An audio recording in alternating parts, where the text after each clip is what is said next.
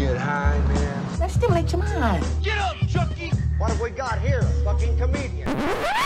Rojan Kim. Okay, cool. Hello, and welcome to the Rojan Kimcast. It's me, Rojan. Thank you for joining me today. Joining me is Monarey Martinez. Hello. Hi, how are you doing, Monarey? Good, how are you? I'm What good. is the name of the podcast you said? It's the Rojan Kimcast. Okay, like Kimcast. Okay. Oh, okay. I was thinking like casting a movie, and then I was like, no, podcast. Okay, I'm stupid. Right. Oh, actually, that would be a great idea if I started holding auditions over Zoom. Start holding auditions on your podcast, and you're like, you have to get naked, but yeah. whatever. I mean, I don't have to tell them it's a podcast. I could just literally tell them it's a casting call. Yeah, it's a casting call. I could probably keep them for like a good hour. Right. And Get that's a how lot a of Me Too sweet. story starts. Yeah, but even on Zoom, like you think it would? You think it would extend to Zoom as well? Like the person. I think so. I think Yeah. now all auditions are online, and people could be like, I think anybody can manipulate anybody through the people's desperation of wanting to be successful. Right. I mean, that's basically how LA got started. I mean, that's Absolutely. the story of this town. Right. Well, It's that's just- why sometimes when people are like, oh my God, can you believe like what everybody does in Hollywood? I was like, well, it's not like these people, are walking into the casting room and then they're like, oh, it's like I'm not saying that doesn't happen, but I'm saying you damn well know what you're getting yourself into, and there's red flags to be addressed, Mm-hmm. A bold statement by Monarey Martinez. What was she wearing? She asked. What was No, she no. wearing? No, sorry. No, I mean, that was a... totally. People get molested all the time, but I'm just saying, like, when you're an adult, there are people who are stupid and like can't take red flags, but there are people who are like, that's weird. Your message would be at 3:00 in the morning. You keep saying like open-minded. Like there's flags, Gotcha. Sure. Yeah. I mean, hey, I was molested, and I feel like I could have worn something more, like just more conservative. You know what I mean? Like I didn't have to make it all. Sure. It's like, your fault. Like, I got sexually abused, and I was a kid, and I was like, I shouldn't have been such a sexy kid. You know what I mean? Like, actually, that was the first thought I had. Right. But for me, it was harder because not literally, but it was just because of it was like a gray area diddling for me. It was not a clear, you know what I mean? So in some ways, I don't even. Wait, what do you mean it wasn't clear? Like you're not sure if you were molested or not? Yeah, both. It's like the memory is not clear, and the actual act was not. Well, it's two different people. Right. But both times it's not very clear. It's not clear, and it was like I don't know. Back then, I thought it was some kind of weird grab-assy kind How of thing. old were you? I was 8-ish. Yeah, if you were a kid, it's probably molestation. Yeah, sure. I mean, like if you're probably. Yeah. There's no other reason to really be touching a kid except for like if you're spanking them or if you're like picking them up because you're trying to get them out of the grocery store. Yeah. Well, what's funny is like so that one of them was my uncle, and I was like staying at my cousin's. I come back to LA after I'd been gone for like 20 years, and I moved back a few years ago, and I was staying with my cousins, and it's his dad, and I was just like, hey, I remember this kind of like weird, kind of like grab-assy. Is there some kind of weird Korean grab-assy game that like like guys that? And no, my cousin was like, no, there's no grab-assy. There's no thing. You were just blaming it on being Korean this whole entire time. You're like, I thought it was some weird cultural thing. Yeah, I really thought it was. You know why? Because the other guy who diddled me was a Korean dude too, and so I was like, is there some weird? Korean. Yeah, is there some cultural thing? Did you have like a weird relationship with Koreans like after that point? Do you think like that changed your I mean, honestly, that's not the worst thing that's happened to me. Right. So, I mean, I think it's really my along with the abuse, I had a lot of neglect. Right. So really, I had it all. You know what I mean? Like I had it all as a kid. So I think I was basically betrayed at a very early age. So I don't know. I'd figure that would make sense, but I don't know if I necessarily. What do you mean by neglect? Like your parents were like drug addicts, or? Oh, I wish. No, because at least they would have been around. Right. No, they just Well, my work. parents were drug addicts and they weren't around, so it depends. Oh, yeah, Yeah. that fucking Well, my sucks, dad man. was. My mom was like just. I don't want to say retarded, but retarded. But basically, yeah. Well, Yeah. yeah. My dad and mom split up when I was a kid, so I had just a Right. series of stepmoms, and every Right. single stepmom was sort of like they would start a Terrible. new. Yes and no. I think I can't. It's hard. They kind of blend together. I mean, he's on his sixth wife now. Oh my God. Yeah. See, dude, our stories are so similar. My parents were divorced too, and both of them would just like. My mom's gonna get remarried her third time, but she's always had like all these different boyfriends, and then my dad's always had all these different girlfriends, and they both were like always poor, and like we would move around, and whatever parent could afford us, that's who we would live with, or I'd have to go with my grandparents, or I lived in a shelter, like just all the same chaos. So there's a So, lot of just or what is this instability. Yeah, a lot of Yeah. instability. So my neglect was more like they just fucking worked all the time. Like from when I was kindergarten. So from 5, I just had a key to the Right. house and just like, and I just started, and I lived in LA, so I just started roaming the street. I would like walk around Hollywood and shit. Like, Right. as a little kid. What neighborhood did you live in?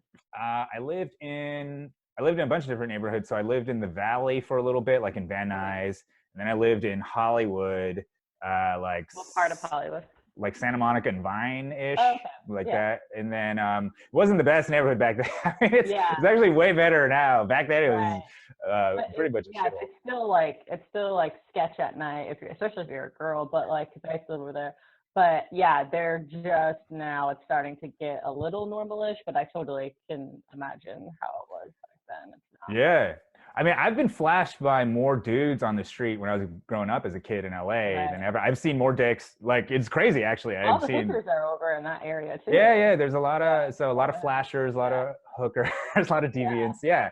So I got exposed to a lot as a kid, but a lot of that was because they weren't around.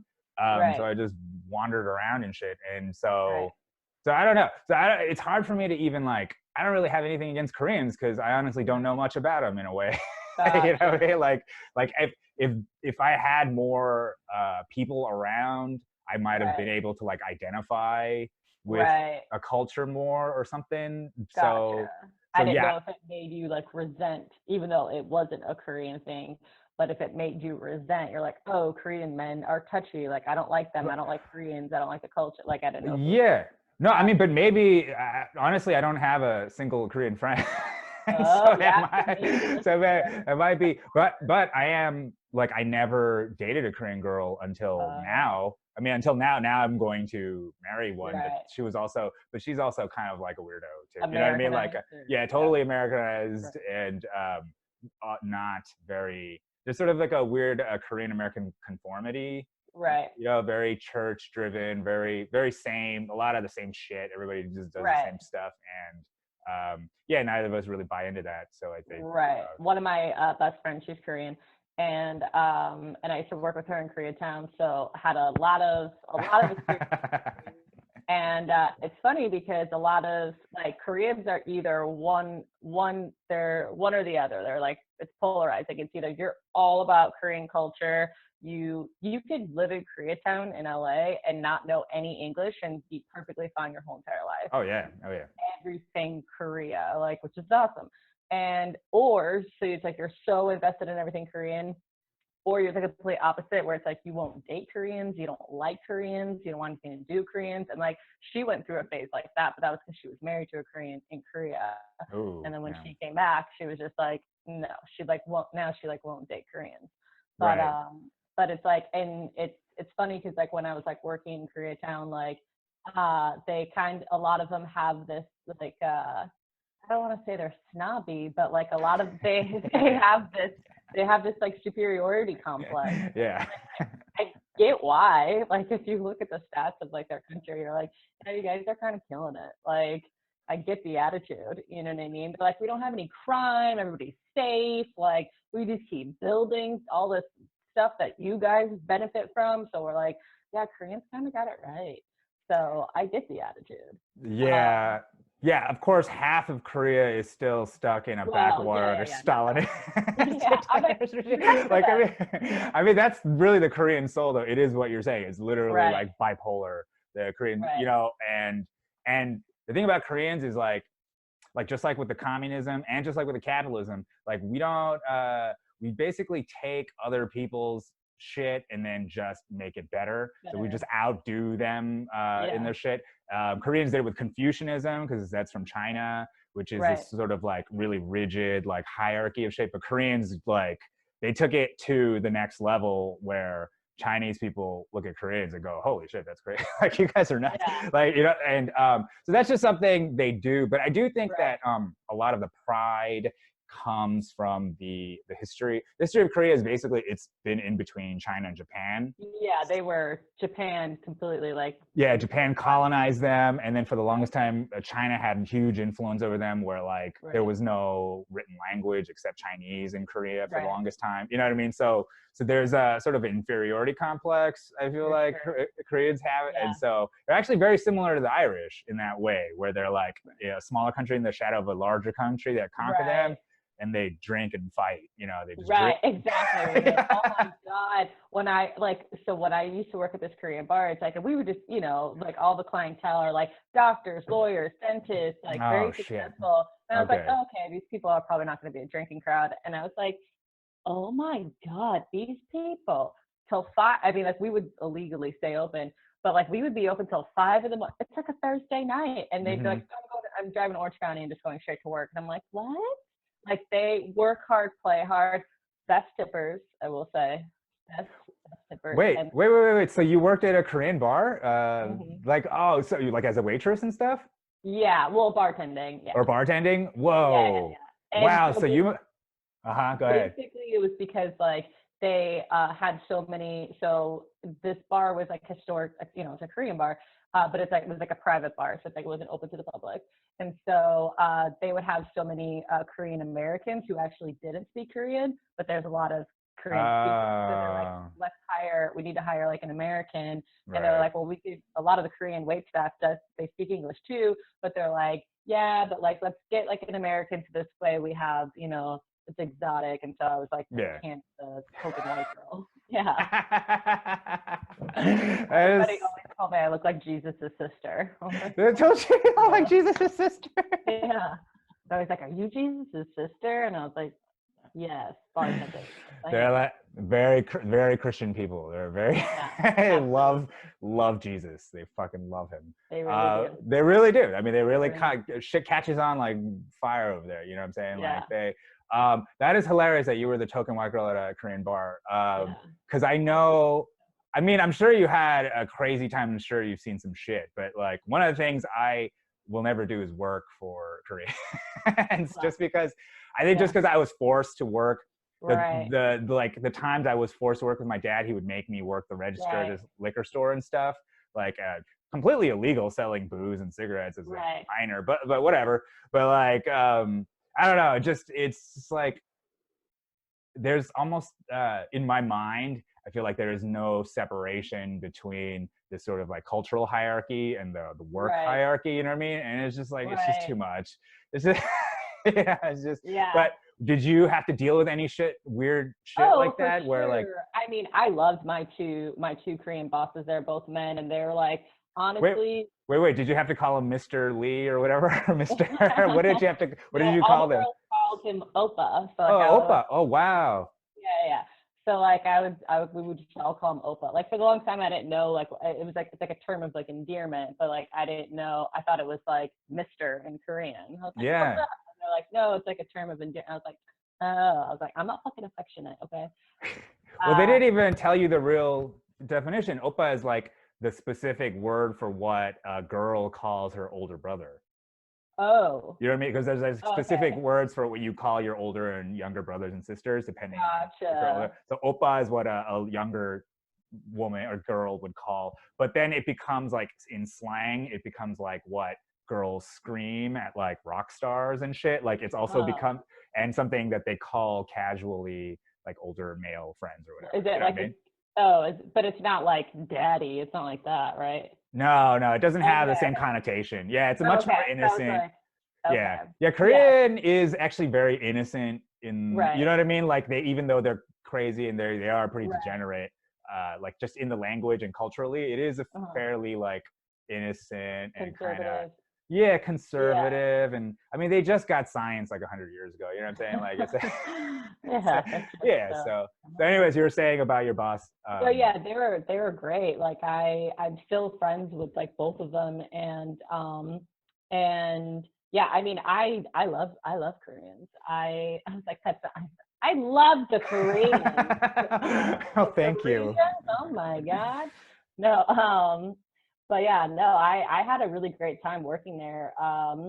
But you definitely saw crazies like from the customers like Hmm. side, you know what I mean? I've seen we would, I don't know how I mean, I know you're familiar, but like basically the company would they would have like domies come in and like, do you know what domies are? Like the girls? Yeah, they would Yeah, have the yeah, girls like come in. yeah, So it's yeah, like yeah, and so they would have like the private karaoke rooms. And like it was, anytime I try to explain this to people, they're like, oh my God, it's prostitute. And I'm like, no, yeah. it's literally their culture. Like Yeah. it's their culture that after you do great business, you take each other out, you are hosting them, and then to, make a solid relationship. You're like, I'm going to treat you to karaoke. Here's some girls. Like, let's dance, let's drink. And I try to explain to people, I'm like, in American culture, people go to a nightclub and a promoter will pull girls to the table and then you're Mm. spending money on them. In Korean culture, there's karaoke and then there's like the Korean nightclubs. It's like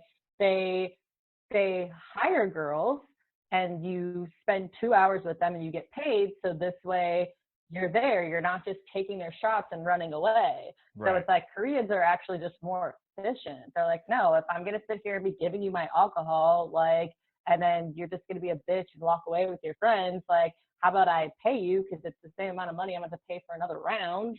Then you know what I mean? It's like, and that's all they're doing. They're just singing, dancing. The girls are serving their food, pouring their drinks.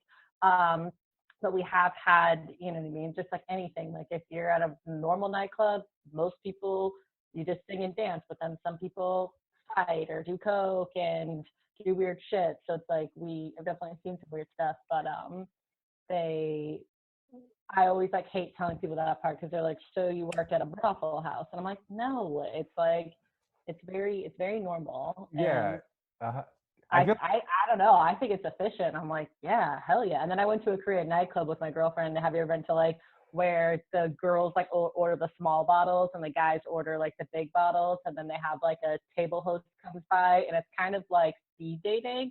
And then you go to their Mhm. table and you like talk for a while. And then if the guys like want you to stay, you stay and hang out. But if you don't, you just go from table to table, like meeting. And I'm like, yeah, I was like, again, they just made nightclubs more efficient because that's the whole point. You want to meet people and talk to people. And Koreans were just like, okay, let's just have a person who, arranges everybody's seat. And you're like, that's awesome. Yeah, I mean, if anything, that is what they, like I said, they'll just take it and then let's just make this a little better Yeah, somehow. We'll do it. I also feel like you would make an excellent recruiter for these yeah, for these girls. You could get you could yeah, yeah, get yeah. yourself a sweet little commission going because I know. and I could actually, I might be able to hook you up with somebody, but the problem is that like it does run those businesses have a gray area. You know what I Oh, mean? for There's like sure. the legit side, and then there's like this And then gray there's like side. oh, Yeah, absolutely. I've seen a yeah. girl take a pineapple stick and shove it in her vagina and feed it to a guy. Like I've seen some stuff. Wow. But I was I like, wonder if that's that was like yeah. on the menu. Like if you could charge. Yeah. Probably. Yeah. Do you want the spiced pineapple? And she's like, I stick it into my vagina. And you're like, oh, is this sanitary? Um, Yeah, like my but cousin has a friend. I'm not into. I like all that stuff. You probably have way more experience about all that shit, and I right, haven't. I just know about it secondhand, but like right. I don't really know about it. But my cousin's really big in the K Town, whatever, like culture, and like he has a buddy, actually pretty rich dude. I was about to get this job, but then I was kind of like, I don't know, I just couldn't kind of morally do it, and it was like this. It was essentially like doing video work for Mhm. their business, which Right. the more I found out about it, was like, yeah, on one hand, there's like like what you're saying, the sort of legit Right. side of that, but then there's this whole other side that was sort of For like sure.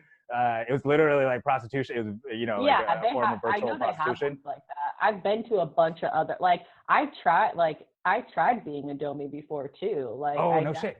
yeah. Uh, Oh yeah. Because like the girls were making like so much stupid money, and I was like, dude, like this one girl I'm still friends with, and she's drop dead gorgeous. She's half, shit, what is she? She's half Korean and she's like half Korean, half Vietnamese, or I don't know, but she's stunning, and she's so tall, she's so beautiful.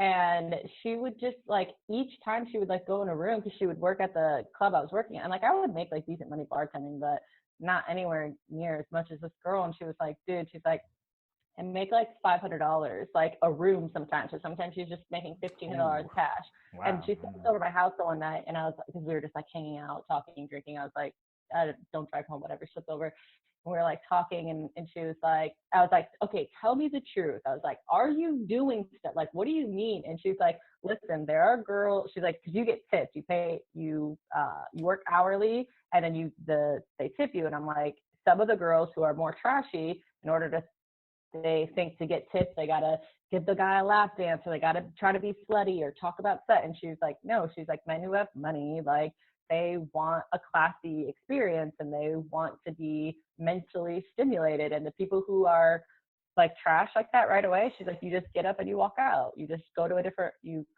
room. And I was like, oh. And so like I tried it for a while, and like I would have nights where it's like, yeah, you make $1,000 a night. But when I was doing it, being a white girl, I think like a lot of times people were just like, I don't trust her, or like, Oh, really? yeah, they're like, she's sneaky. It's like, grab your wallets, everybody. Hold on to your Yeah. She's a little gypsy, pickpocketing, Venice Carnival trash whore. I'm like, whoa. Well, I mean, if they found out you were Latina, they would have probably called the cops on you. They Yeah. had you escorted outside. Yeah. But the reason why I like stopped doing it is because it became 50-50, where it's like half the time the people were scumbags, like, Yeah. you know, and it's not just Koreans, because Chinese, Vietnamese, Sure. Canadians, like it started to be really like Americanized, you know. Right. And I usually only liked the Korean customers, or like Asian customers, because they understood like what this environment was. Right. Common in Japanese, Chinese culture too. Yeah. It was more so like the Americanized, like the, you know, regular white people, or the Armenian, or because they just were like, oh, I'm paying for you, so you do something. And so I was just like, ugh. I'm like, can you just give me all the old Korean men? That's all I want. Because I still talk to a lot of like, and it's not like I'm their sugar. It's not anything like that. Just it's the same thing. If you're a cocktail server, you're literally just serving them cocktails, but like sitting down and like serving them their food, like putting up their karaoke songs, having conversation with them, and that's it. And people don't understand. I'm like, that's literally Yeah. it. Well, yeah, I think a lot of people don't get like the way Asian, I mean, it's pretty across the board, but Asian guys in their homes, there's no real, I think it might have gotten better, but there's not a lot of tools like provided to like either express your emotions, or like have a casual conversation or whatever. So for a lot of those dudes, that's the nicest anybody's been to them for like years, or every night, or that's just what they look forward to, because there's no like weird thing going on, you know. And I don't know, I mean, yeah, I understand, but it is weird, or it is fascinating that like the sort of like Western viewpoint is one of like, you guys are just like my things, you guys are my playthings. Like, no white people. And people are like, are you being racist? I'm like, I was like, I will not talk to white people. It was like, they don't get it, they just are disrespectful. I was like, no. And I was like, and it's funny because it's like I've had some of the best like some of the people, like I don't want to like name some, because some of these guys were, you know, like own big companies. Bill but Gates. like I've had some of the best conversations. Sorry, what did you say? I just said Bill Gates. No. I just threw that out there. Okay. But like the best conversations, and just like the most enlightening, like, you know, just little gems of knowledge dropped onto me by these people, just, you know, if they were like business owners or they were these, you know, scholars, like I just had learned a lot. And then like we would have these conversations, like he would, you know, ask me about, you know, just growing up, how I grew up, or, you know, like how white women view Asian men, or how white women view Asian women. Just like we would just have these like really, we were having like podcast conversations where just like, oh, and what about that? You think this? Meanwhile, there's other people just like, woo, like doing coke and whatever. But it's like you can find the people who are in your same path. And I thought it was an awesome job. But like I said, it just became so much of the other kind of customers. So I was like, I can't do this anymore. Yeah, that's just really, I mean, that's terrible to deal with. Half of the people you deal with are just kind of and I would know right away. I would walk in the room and they'd be like, they would say things like, "Are you fun?" And I'm like, "Nope," and I just walk out. Cause like, do you party? Yeah, do you party means like they want to drink and they want you to like be like, "Woo!" And I'm like, "No, I'm intelligent and I am a courtesan." Okay, this is an ancient tradition. All right, how dare you? I am a high-class verbal whore. Yeah, exactly. Not one of these street sluts outside. Yeah, not one of these street sluts with a fucking cigarette. Agreed. And a goddamn fucking hole in her pantyhose. Okay. Yeah. That is fucking fascinating. Wait. So did you? Where did you grow up? I grew up in Buffalo, New York, but I've lived in LA since I was 19. I moved out here like right after high school. Well, like, holy shit. Okay, so for a while then. You've been here for a while. Buffalo. Yeah. I haven't been to Buffalo ever. I've only been. There's no reason to. There's no reason. I mean, I've been to like Rochdale. I've been to. Right, Rochester. Do you mean Rochester? I mean Rochester. Yeah, Rochester. Like, Rochdale is actually never mind. Rochester, fucking Ithaca. Yep. That's about as far north. Yeah. I mean Buffalo is, you know, chicken wings. You're welcome. Okay. All right. Oh yeah, you guys did that. Right. Buffalo wing. Well, the sauce. Yeah, I was like, but you know, honor us. Right. There's Niagara Falls, which that is an actual really dope thing to see. Like once because like you could take like a boat ride and like be like right next to the falls. It was one of the, God damn it, I know there's like the 7 like man-made, or is it 7 natural wonders of the world and then 8 man-made wonders of the world? Do you know what I'm talking about? There's 2 different ones. So they're the natural one. I don't know if it's 7 or 8. But anyway, so once you see that, you're like, whoa. Like you just see how small we are as like human beings and how insignificant, like just seeing Niagara Falls. It's gorgeous. And then there's the Buffalo Bills who lost. Of course. Right. So it's pretty far. So it's on the border. So it's right up there. Like, oh shit. Yeah. Oh, okay. Do you ever like sneak into Canada and shit for fun or whatever? It's closer. Like you could take a little boat and just be in Canada in 5 minutes. But like actual drive across the bridge and stuff, it's like 20. But yeah, the drinking age in Canada is 19. So when I was like 16, I had my sister's fake ID and I was like, I'm crazy. But I was still Nice. Yeah, I lived in New York City for a while, but I'm from here originally. Nice. Where did you live in New York?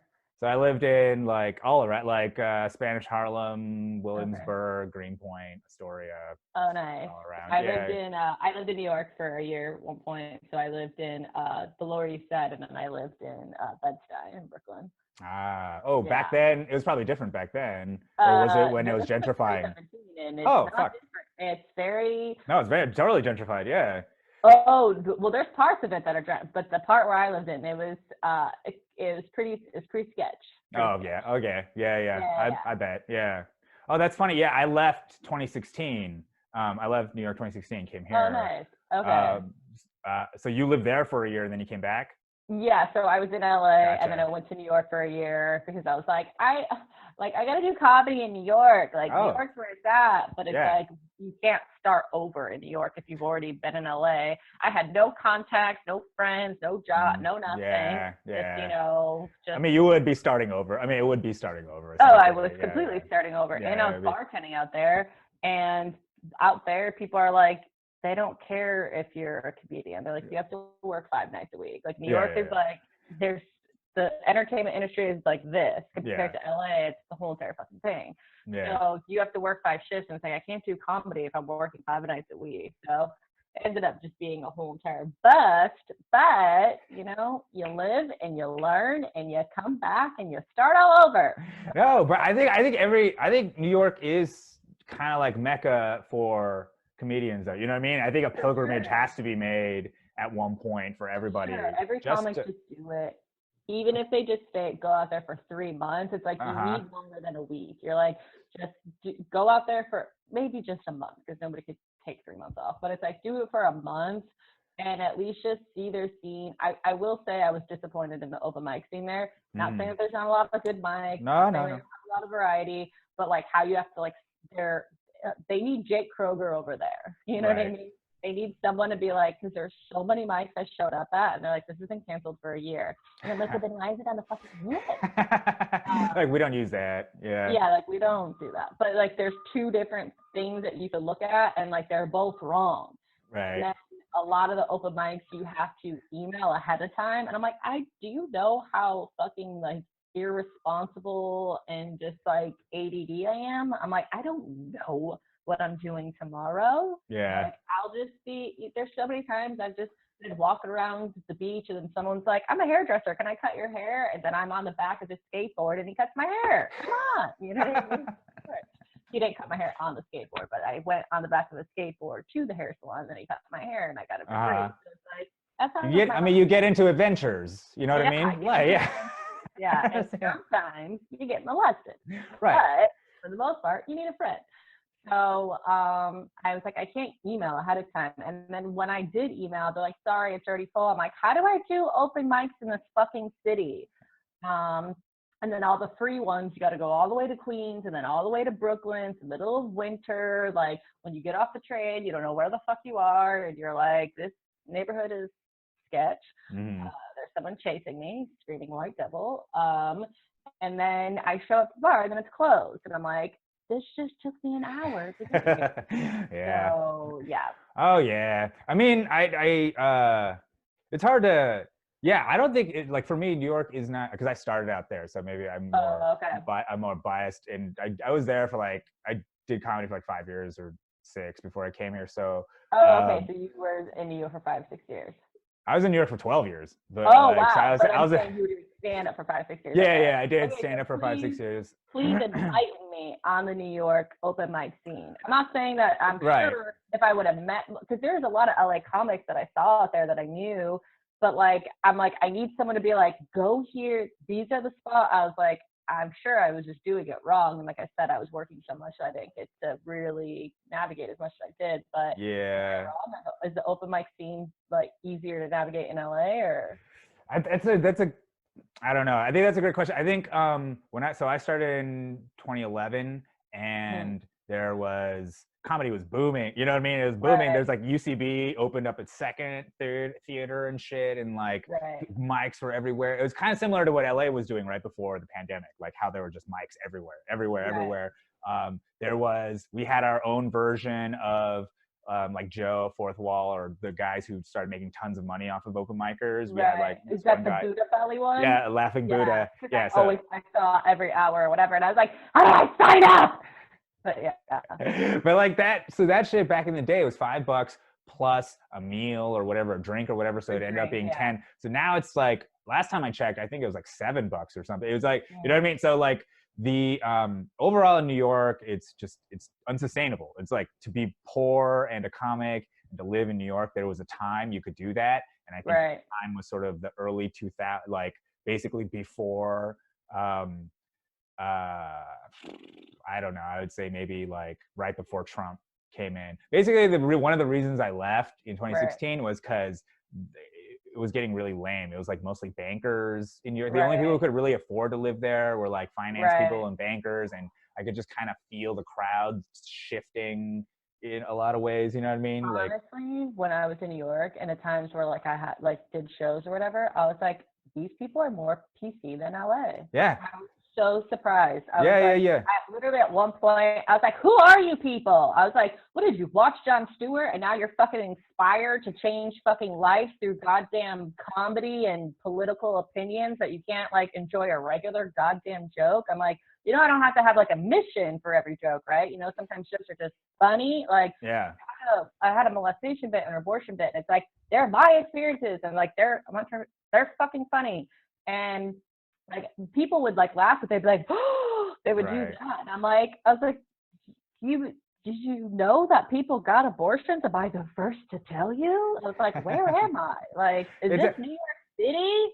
So it wasn't like that. I mean, when I started, it wasn't like that at all. It was still like, I think it was because it was the Obama years, post-Bush years, that Bush-Obama period. Late Obama is when comedy, I think, started to go bad, like Obama's second term. But that first Obama term and Bush's second term, comedy was sort of like that's sort of like 2004 to like 2012. That was like, I feel like comedy was at a place where like people were just being as offensive as possible. People were just, you know what I mean? They're pushing all the boundaries all the time or whatever.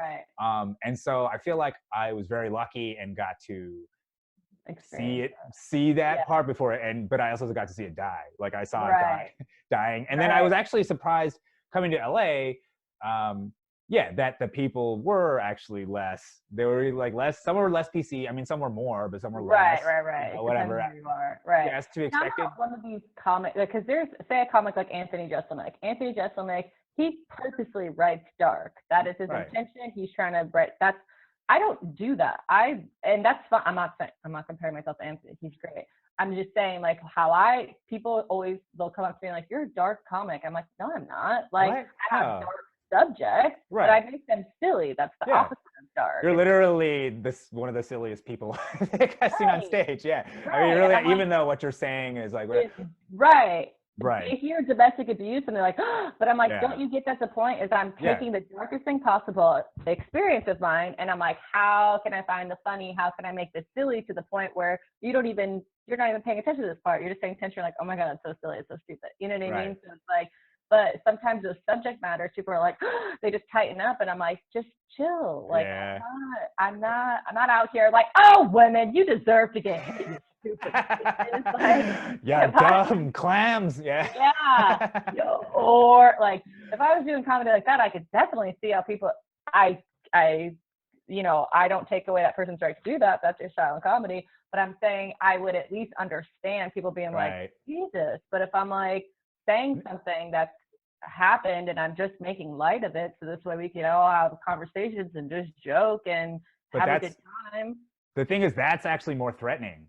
See, like that's the thing, especially if like what you're accustomed to or what you want is to hide things or cover them with niceties. You know, we don't talk about that. We talk about, if you kind of live that way, as soon as somebody broaches a subject, and it doesn't even have to do with them. It has to do with you. You know what I mean? You start talking about yourself. It makes them uncomfortable, and now you're the bad person, But I would have to say, I think my first memory of you, is at the fourth wall, seeing you do your jokes, and everybody was I remember just laughing my ass off, but everyone was so uncomfortable. And that was part of what made it so hilarious, was like, you guys are just fucking morons. Well, just because, and I think a lot of that is also when you do it for open micers, they're like in their own head about, for sure, you know what I mean, like what somebody else is doing or whatever. Like I have been working, so I like had this whole thing where I met my real mom for the first time when I was 28. Oh, wow. And it was like pretty much one of the worst experiences I ever had. But like I was huge, I'd like made a lot of jokes about it, but like the amount of times I've eaten so much shit with it, because it just turns off it turns off women, it turns off anybody, because it's like about my mom, but I'm just like having a great time about it. I'm not being like I'm sad or anything. Like you just have to find the line, and like that's what I always say. I'm like you gotta let me like work. Like there's gonna be times where it's like, especially if a lot of subject matter I do talk about is dark, and this way might be like really funny to me, but it might be like, ooh, it's still dark for people. So it's like most comics have to take something and punch it up. Some comics have to take something and tone it down. So it's not as, that's what I have to do. That's what you have to do. So it's like, you got to find a way of being like, how to have the audience like listen. This comic told me this, and I was like, because she was like, she's like, you do have like darker subject matter. She's like, and I think if people know if you're okay now, then they'll when you talk about the stuff in the past, like they're not gonna be as like, so it's like, you just have to find a way of like letting people know that it's like, this is fine to talk about. And like, I feel like I've really done that over the last few years of being like, because I used to kind of just have this attitude, well, fuck you, well, then you're a pussy. And I'm like, Right. no, like, how do I serve the, you know, you eat with your eyes. Like, it's the Right. same thing with comedy. It's like, people listen with their triggers, or I don't know what the fucking analogy is, but it's like, you gotta find a way to maneuver through those triggers and guide them through it. Because I remember I did this show, and it was like a bunch of older, like, substitute teachers that, like, have this, like, meeting, like, once a month, and I'm the comic, and I'm like, oh, fuck me. And I'm like, how am I going to get through this? I told myself, I was like, don't do the abortion joke. I said, don't do the abortion joke, or don't do the molestation joke. And I was like, okay, then I got it. And then I'm doing it. Everything's fine. They're laughing at all the jokes. And then I'm just like, fuck. And then I just out of habit, just the last thing that I said naturally went into like the abortion joke. And I was like, oh no. And I'm like, well, I'm already starting this. And then I was like, in my brain, I was like, how do I walk them through this? And so I literally did that. I was like, okay, now ladies, listen, I'm not condoning this. I'm just telling you an experience I had. And then like, I just walked them through it. And then after they all came up to me and they're like, sweetie, like that was so great. So sometimes you just have to learn the balance of like not coming at people like, I had abortion. What are you going to do about it? Like, but if you're like, hey, you know, this is a moment in my life, like I'm not proud of either. Like you know, this is stressful to me. And then you like get into it, it humanizes you. You know what I mean? And I think sometimes when people don't like dark jokes, it's because they don't see that you're being human about something. And it's like, that's all you got to let them know. It's like, hey, I know, you know, I have a joke about my roommate killing himself. And some people are like, oh, you can't joke about that. I'm like, I'm not. It's the truth. Like, I'm not joking. Yeah, like, but I am laughing. Yeah, I am laughing because I'm making light. It is hilarious. I have no jokes. I have no jokes yet. Yeah. Yeah, but it's just like, I'm like, what am I just going to constantly be like, my roommate killed himself? And it's like, that's a terrible way to live. Or am I going to be like, my roommate killed himself and couldn't get out of that fucking lease? It's funny. Like, right.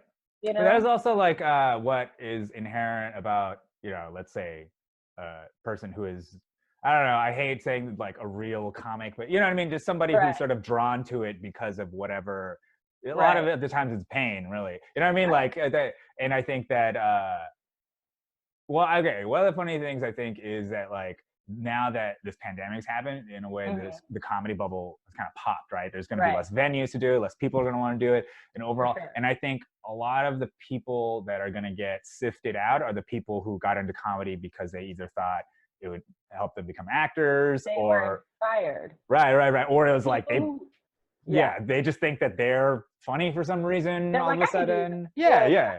That's why I always, this is my whole thing. I'm like, we gotta stop promoting mediocre comedy, because the whole problem comes from me. So this is how it happens.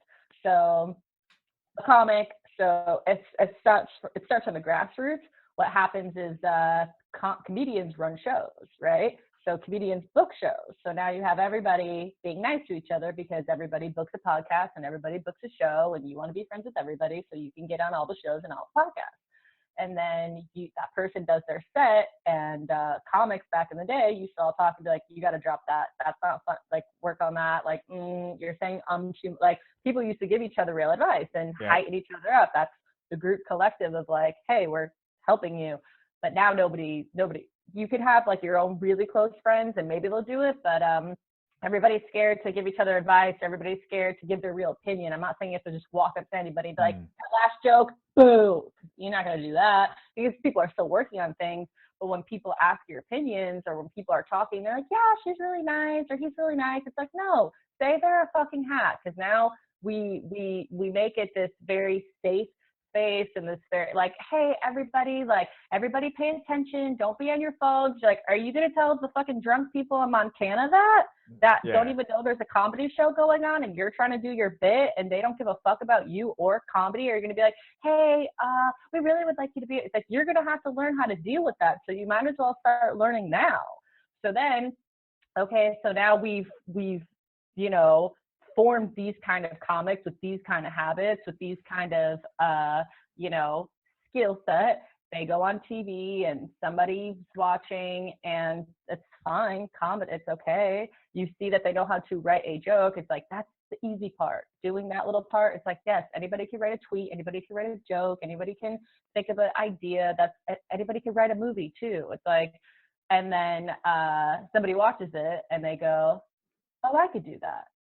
That's the problem. You should watch stand-up and be like, holy fuck, that's amazing. Or like, I could never do that. When I watch somebody dunk a ball, I don't go, I could do that. But comedy's been watered down so much because advertisers want people, networks want advertising dollars. So they're going to get people who appeal to everybody. So everybody's watching the channel so they can charge more for ads.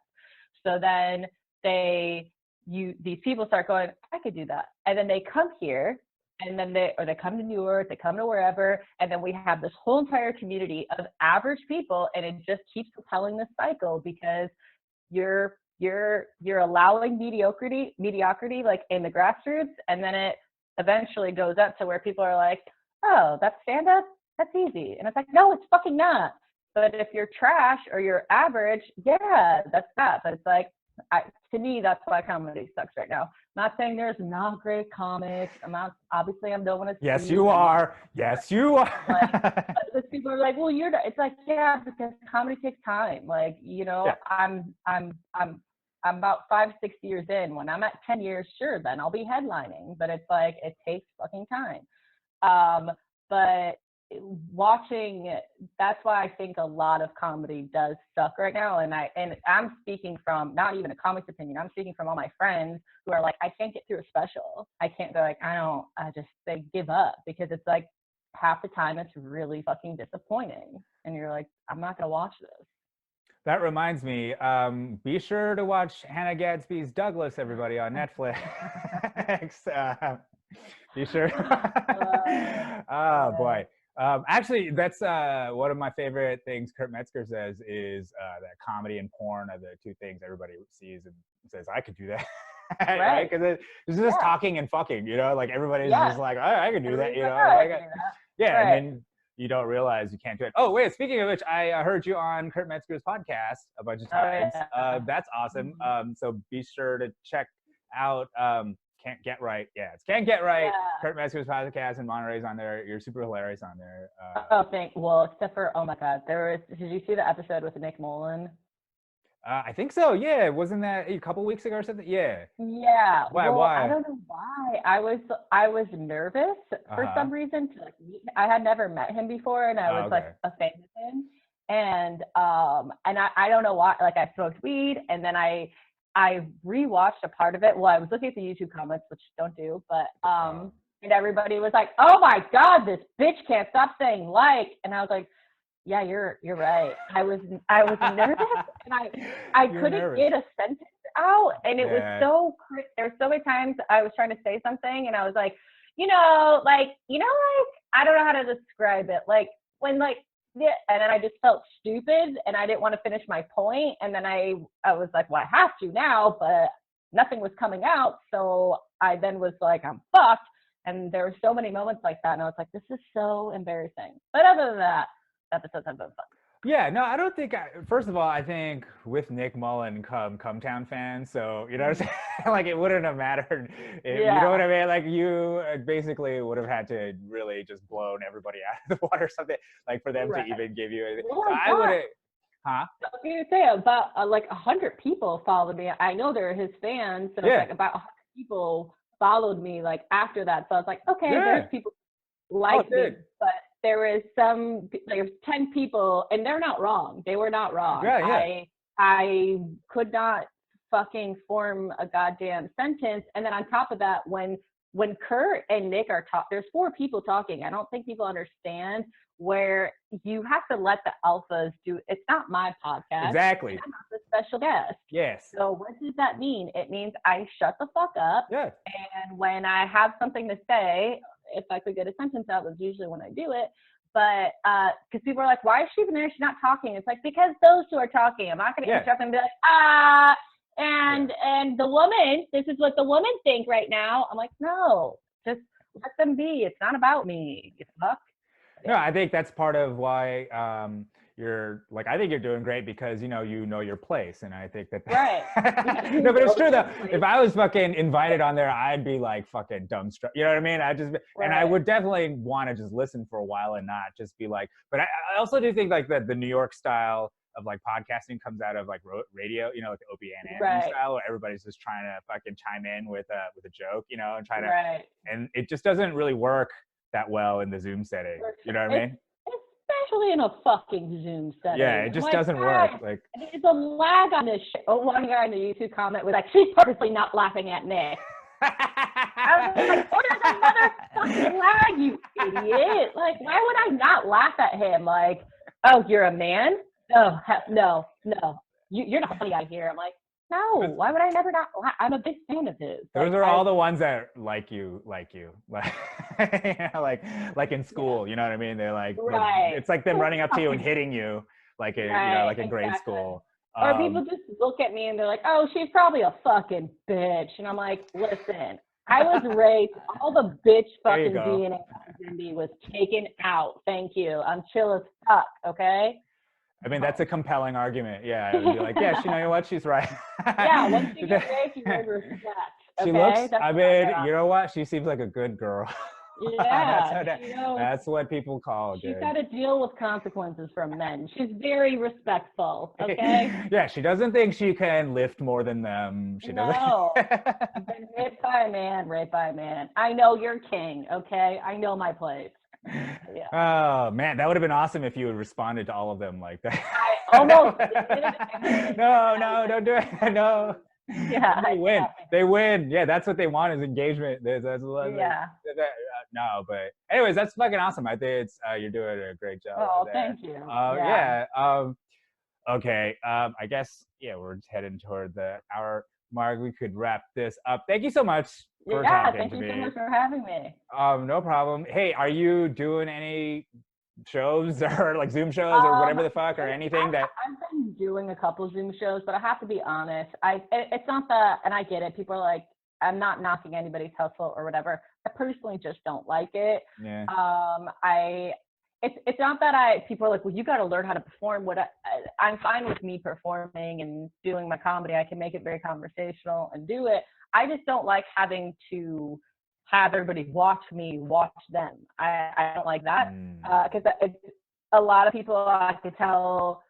I'm not going to sit here and fake laugh through people's sets. Like I'm just not going to do it. Like oh fuck! I never even thought of that.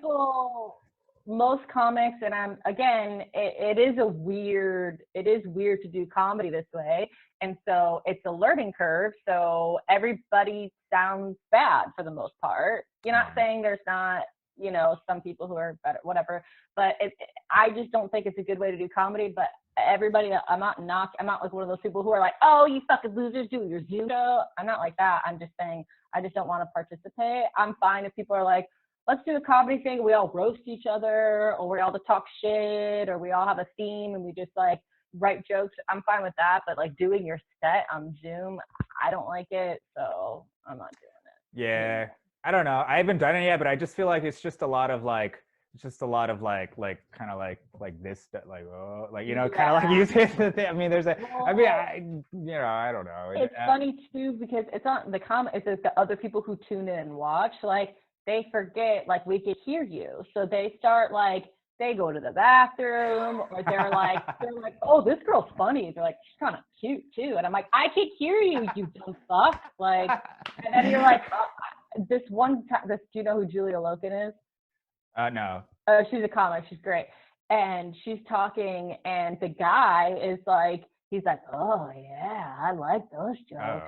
Ooh, he's like, and she's got big. And I'm like, dude, and like, I know she could hear it too, and she's just like, and it's just awkward. It's just like, I don't like it. But I think if people are hustling and they find, happiness through it, but like for me, I'm gonna create a podcast.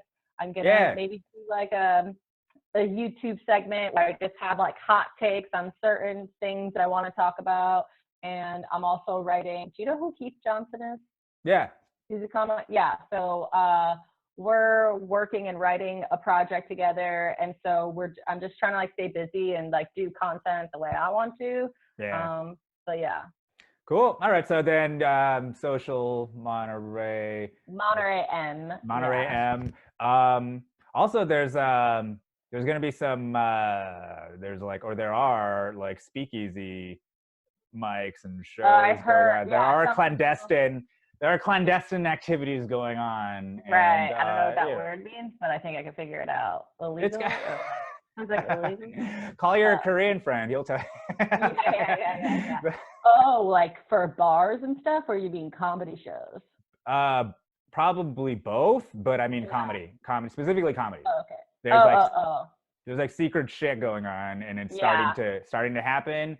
I'm And not it's like, surprised. yeah, and you know, I'm on the fence about all that stuff, but I don't know. I mean, I'm like, it's gonna happen. Right. It's Here's gonna my happen. viewpoint. Everybody's gonna be mad, or everybody's gonna be whatever, and it's just like at the end of the day, it's like you have to do what your intent feels like is right for you, because Yeah. there's so much information out there, and if you feel comfortable like living your life and you don't want to live in fear or whatever your thing is, it's like you got to let people do what they want to do at the end of the day, because that people are like, can you believe all these people are going out with coronavirus? So it's like, we have murderers and rapists and like con artists, like, that's a thing. So you can't imagine that people want to go outside to the beach. You can't wrap your head around people wanting to go to the beach or want to do comedy, but you can wrap around your head people who rape children. Yeah. Like if we have that degree of fucking like insubordinate degenerates in this country, people who do fucking crack on the side of the streets every day, like you can see that person exists, but you can't wrap your head around that some people want to not be stuck inside. Like, right. I'm not saying anybody's right or wrong, but it's like you can understand it, and that's what life is people willfully misunderstand people, and I'm like, you could reason with that, can't you? So I'm just one of those people. I'm like, dude, don't live in fear, do what feels right to you, and tune people out who bring your energy down. You know, I have to say you're incredibly diplomatic for somebody who is brutally assaulted. Yeah. you would never think that, but you really do see the other side. You empathize incredibly well. No, but I feel like the same. It's like, I think a lot of people are into right now. There's a lot of like judgment porn. You know what I mean? That's like the only thing they have going on in their lives is to judge other people. Right. If they see people having fun, they're like, look at those retards. They're gonna die. And it's just like everybody just wants to be right. Yeah, it's just like, come on. It's like nobody knows what's going on, and if this keeps going on, people are gonna start fucking offing themselves. You know what I mean? It doesn't fuck the virus. People are gonna start. You know what I mean? It's the mental health aspect is gonna fucking kill everybody. So I mean, it is what it is. We'll see what happens. Like I'm not against it. So and it's it's fucking real comedy. Like comedy in front of people is comedy. Right, and exactly. I just wish, like, my final thing is like, I just wish people would stop trying to find, like, it's the same thing with religion. It's the same thing with diet. People are like, well, vegan is the right thing. People are like, no, it's keto. And then people are like, no, it's paleo. It's like, guys, we have seen it. You could be shredded and healthy following any of those fucking diets. Religion, people are like Muslims, or it's Christians, it's Judaism, it's Buddhism. It's like, guys, you could be peaceful and happy and lovely in any of those things. You could also be a monster in any of those things. Yeah. Okay, with reacting to coronavirus, it's like, yes, if you're on either side of the spectrum, like, this is fucking fake, this disease was designed by Bill Gates, you're like, that's you operating off fear, or you being like, oh my God, we can't go outside, everybody's gonna spread it, you're gonna kill everybody. That's both fear. The middle is saying, hey, I understand that we don't have full information on either end of the stick, but what I'm going to do is I'm going to make sure I am as safe as I can be in my life, and I am going to do what mentally, benefits me in a way to where I can live my life in as much peace as possible. Yeah.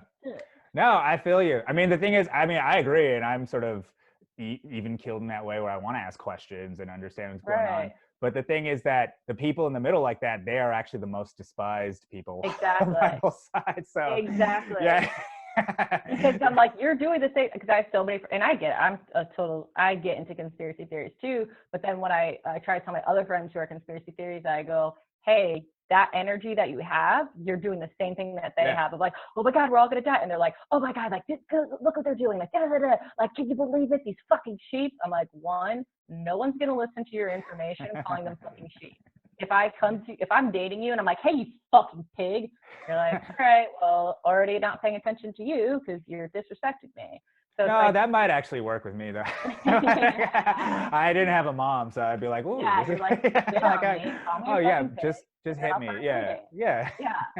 But it's like people, I'm like, if you have to live your life a certain way to where people are like, oh, like, I want to be like that. You're never verbally going to change people, and you're never verbally going to inspire people who are very different than you.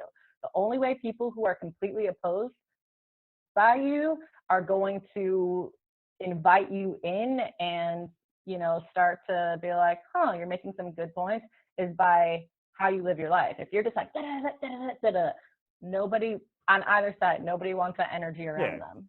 yeah, So you know. think you're doing the right thing by like, well, I'm just informing them and they don't know the truth. I'm like, no, you care more about making other people look bad.